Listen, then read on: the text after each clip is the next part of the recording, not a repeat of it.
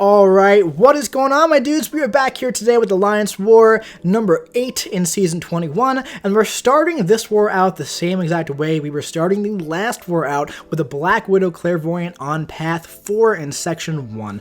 So we got all our boosts on, and the reason why we're so over-boosted for this fight are for the fights that are just about to come up, okay? So this Black Widow definitely played exactly how I want her to play. She gave me that special one right into my face, and I was able to go in directly into a special 2 and end that fight in about 10 to 12 seconds. So up next, man, we have an interesting couple of fights. We have a Mordo here on Steady Build of Fury, Heavy Hitter, and Power Alternator. This is a pretty decent placement for Mordo. Ghost is really good for this. You know, one thing about Mordo is that he would be a much better defender currently if he was a stubborn defender, but since he's not, Ghost can kind of just run right through him, okay? So just want to get up to that special 2, and that's really going to be it for this fight at least. You know, you always want to hit him right when that power gain is about to proc, or right when it is proc, and get off a little heavy attack there. I'm trying to bait out a special 1. There we go, right into my phase, and let's just go ahead and bait out his special 2 here if he's willing to throw it. If not, we have Hood, not the biggest deal in the world at all, but he did end up throwing it, and we could finish this fight with the special 1, but I'm choosing to end it off with a basic combo instead, just to be 100% safe there. So yeah, that was definitely a cool fight. And up next, we have a very interesting fight, and that is this Dormammu on Power Snack. This is actually very smart placement because of Dormammu's Sig ability that pretty much gives you degen damage whenever a buff is nullified, and with Power Snack, every buff that's nullified every 7 seconds is going to just be nullified, give the opponent power, and that's going to give you degen damage. So of course, that's the main reason why I brought Hood along with me for this war, for this fight.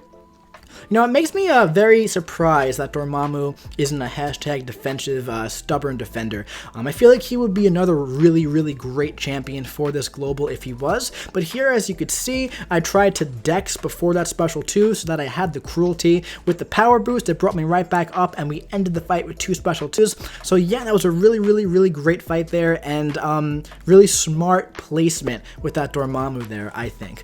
Yeah, Ghost just, you know, ran right through it. As you can see, we actually lost 10% health because of the power snack there, which is a little annoying, but we got that cruelty off, which is you know, was enough to push us right to the end of the fight there with all these boosts. And now we have our Domino on node, what is it, 25, 23, 22, one of those. Middle Domino again, kinetic transference, the one with the armor break, and Footloose, the really fun Domino that we love to fight.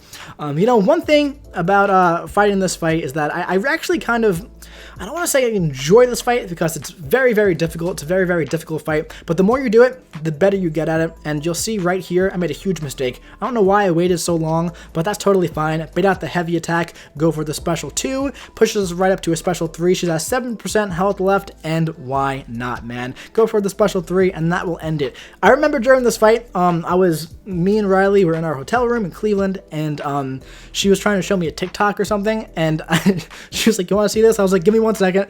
I was like, 1 second. I hit the special 3, and then I just put the phone down. I watched the TikTok and just made sure that, you know, the fight ended, and that's why this victory scream was here for so long. I hope it's not too long. I might have to edit this out. Yeah, this was like I was watching a TikTok here, so that's why. But yeah, man, yeah. So that was a good fight. I don't think I was too distracted when I waited to do that parry there. I think I was more so shocked that I got that parry off on the first try, and so I hesitated a bit there, and it cost me a potion, but not the biggest deal in the world at all. So up next, we have a Spidergwen, and come on. So we have a Spidergwen on Path 4 here, and I don't really understand this placement too. I do because of the spry, but at the same time, this is usually where you find like Mr. Fantastic. In my opinion, he's the best defender to put here because it's definitely, you know, limits your options for counters for Mr. Fantastic there. With Spidergwen, you know, she's a stubborn defender, but I figured, you know what, let me just go in here. I thought about it for a bit. I thought about waiting for my boost to heal, to fall off so I can heal, but then I realized I have all those big boosts on. I just got to get to one special special 2, and if I can't get to a special 2 to end this fight in 10 seconds, I don't think I belong in Masters. So I think we were good to go, just rushing right in there and doing that fight before the boost run off, without using too many potions to you know, waste that boost health damage there. Up next we have a Havok here. We have I think this is a 6-star rank 3 Havok, which is definitely very beefy. I'm just putting on a 10% attack boost here. I might put on nope, no green boost, but this is a 6-star rank 3 Havok, okay? So I've done Havok a lot here, and he's definitely really good placement here, but I feel like Ghost is one of the better options for fighting this guy, and that's just because she can build up to a special 2 and get through the fight so quickly. And also, oh, look at that. Thank God he didn't punish that. But another thing is that if he does happen to go unblockable like he is right here, Ghost can just phase all of his attacks and be good to go. So here, special 2 didn't kill him, man. Down to 5% health. I have 9 plasma on me, but 1 more medium. Good to go. So yeah, that was a good fight by Ghost, and actually that plasma that was on me ended up healing me up to 100% health, which is always absolutely fantastic. So up next we have 2 mini bosses. We have a Corvus mini boss here on, what do you call it? What is the node here? This is Stunning Reflection, also Polka Dot Power. So Polka Dot Power is when you can only gain power when there is a damaging debuff on the opponent, and as you guys know, Ghost doesn't really have any damaging debuffs. However, her Sig ability actually gets around that. So even if I couldn't throw off any special attacks at all in this fight, I would still feel very comfortable fighting Corvus here. It would just be a very long fight, okay? Because basically, you know, you just want to, you know, phase all of his attacks and just punish him and just bait out his special 1 or his special 2 and be good to go, man. Ghost just is great for Corvus because, you know, Corvus, he crits through a block, man, so you really just don't want that to happen to you. You don't want to be like, especially here on like a stun immune matchup kind of, unless you have Incinerate or Poison, you don't want to, you know, have to be baiting out heavy attacks from this guy. So for me, Ghost is the obvious choice for this fight, I think. Yeah, he's down to 13% health, so 1 more combo really should do it. We have a special 1 ready to go. We're going to launch that off, and yeah, man, so we finished that fight with a full yellow bar. Very nice and very quick. Up next, we have a HitMonkey here. Now, HitMonkey, man, 4Loki has given up a lot of deaths to HitMonkey over the past 2 seasons. He is a very tricky defender, man. We have Brute Force, Best Defense, Spry, and Limber here. This is decent placement for HitMonkey for sure, because he starts evading you after you knock him down. I read through all of his abilities like 4 times just to make sure my plan was going to work, and I'll tell you my plan while I'm doing it. So my plan is that I want to get to a special 2 as fast as I can. I mean, I know that's like the typical Ghost move, but there's a reason why for that, okay? I want to get to a special 2, and I want to wait until after he uses his special 1. So now we have to bait out a special attack, okay? Watch this.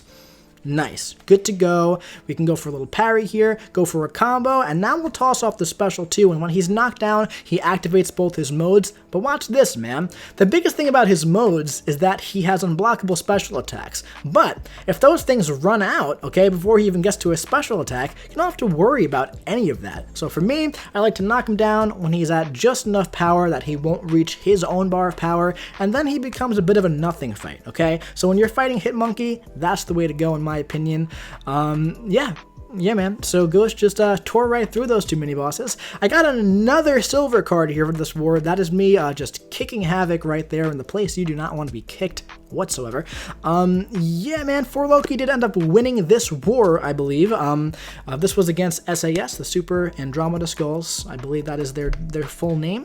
And yeah, I felt really good about this war. The only thing, I wish I didn't get parried by that, not parried, but I wish I didn't hit into that Domino while she was unstoppable to you know, eat that combo, but that fight ended up going really well aside from that.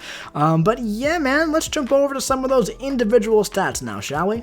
Alright, so like I said, 4Loki did end up winning this war, so this brought us to an even 4-4 for the season. My personal stats, 51 kills and 1 death, 98% solo rate, TDR is up to 64.14, solo rate 5.9, power rating 69.06. That 1 death is still, of course, from the very first fight from the entire season, man. Let me tell you, I'm going to be slightly annoyed if I make it all the way to the end of the season, and the only thing keeping me away from a perfect season with a boss kill, a spot solo, is the first fight from the entire war when I was from the entire season when I was one hit away from soloing that fight. But yeah, dudes, that's gonna be it for this video. I do hope you enjoyed it. If you did, drop your boy a like, comment what you think about this whole war in the comment section below, and subscribe if you want to see the 9th war of season 21 coming to you very, very, very soon. I will be seeing you around.